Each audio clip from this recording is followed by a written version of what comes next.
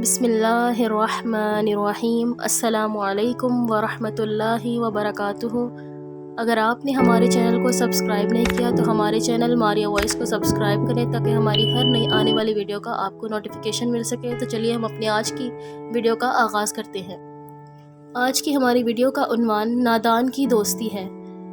کسی ملک میں ایک امیر شخص نے بندر پال رکھا تھا۔ وہ جہاں بھی جاتا بندر کو اپنے ساتھ لے کر جاتا۔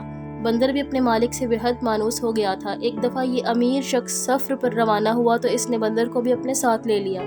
اس زمانے میں لوگ اکثر پیدل یا گھوڑے پر سفر کیا کرتے تھے۔ سفر کافی لمبا تھا اور امیر آدمی چل چل کر تھک گیا۔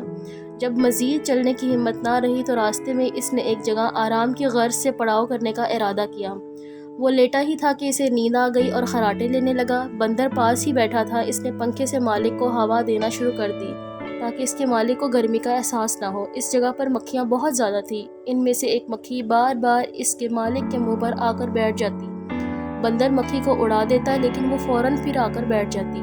بندر نے بہت کوشش کی کہ یہ مکھی چلی جائے مگر ایسا نہ ہوا۔ بندر کو مکھی پر بےحد غصہ آ رہا تھا۔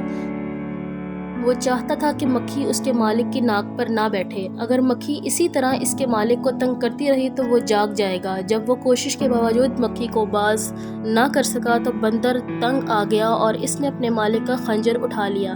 جیسے ہی مکھی دوبارہ امیر آدمی کی ناک پر بیٹھی تو بندر نے پوری طاقت سے خنجر اپنے مالک کے منہ پر دے مارا تاکہ مکھی کو مار دیا جائے۔ نتیجہ یہ ہوا کہ مکھی تو اڑ گئی مگر اس کے مالک کی ناک بھی کٹ گئی اور خون کا ایک فوارہ ابل پڑا۔ آدمی نے اس ناگہانی آفت سے گھبرا کر چلاتے ہوئے اٹھا تو دیکھا کہ اس کی ناک سے خون کا فوارہ چھوٹ رہا ہے اور امیر آدمی نے بندر کو خنجر پکڑے دیکھا تو سارا معاملہ سمجھ گیا۔ اس نے بندر کے ہاتھ سے خنجر چھینا اور بندر کی دم کاٹ ڈالی۔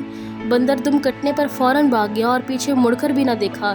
اس کے بعد اس نے اپنے زخمی ناک کی مرہم پٹی کی اور آئندہ کے لیے کسی نادان کی دوستی سے توبہ کر لی۔ آج کی ہماری اس کہانی کا سبق ہے کہ ہمیں کسی بھی نادان کی دوستی سے بچنا چاہیے اور سوچ سمجھ کر دوستی کرنی چاہیے۔